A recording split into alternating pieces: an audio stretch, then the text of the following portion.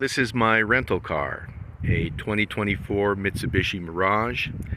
I love subcompact cars. I own a Honda Fit. I recently bought a Chevy Spark for my son. And one of the reasons why I purchased the Spark is because I had heard some bad things about Mitsubishi Mirage subcompact, and that's one of the reasons why I didn't go that route and bought the Spark instead.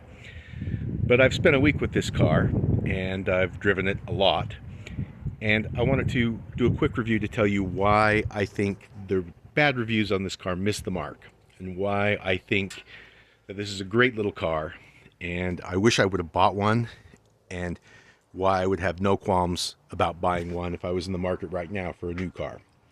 First of all, if you are in the market for a new subcompact car, as you know, Chevy stopped making the Spark in 2022. Honda stopped making the Fit.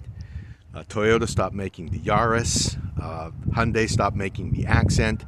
Mazda stopped making the Mazda 2, and on and on. So if you want a new true subcompact car in 2024, then this is your only choice. And I think this is the last year of the Mirage. And so, there's really not another option.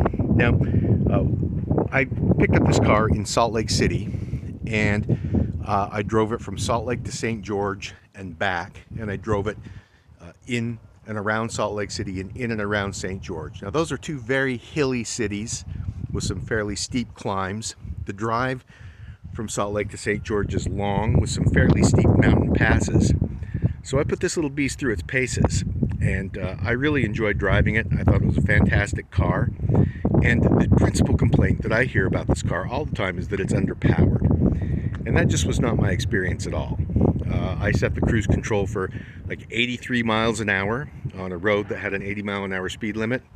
And I drove through some fairly steep mountain passes on the freeway on the way from to St. George from Salt Lake and back.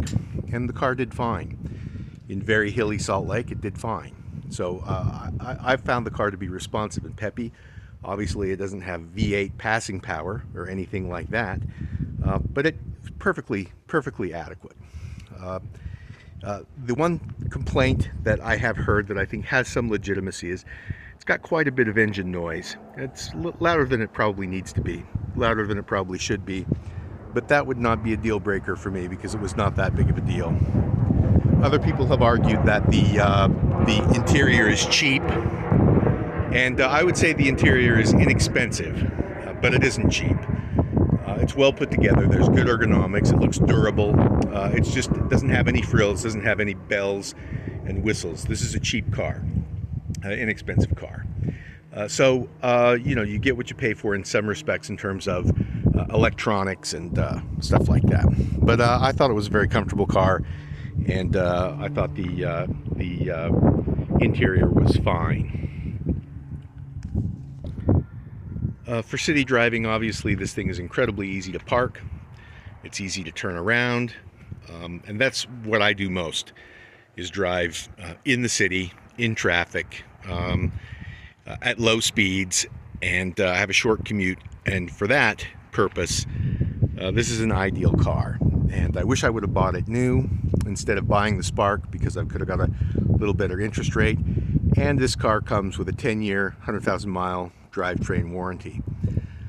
So if you are thinking about this car for yourself or for someone in your family, and you're worried that people have said some bad things about it, I think those reviews are written or made by car enthusiasts. And this isn't a car enthusiast's car. This is basic transportation, and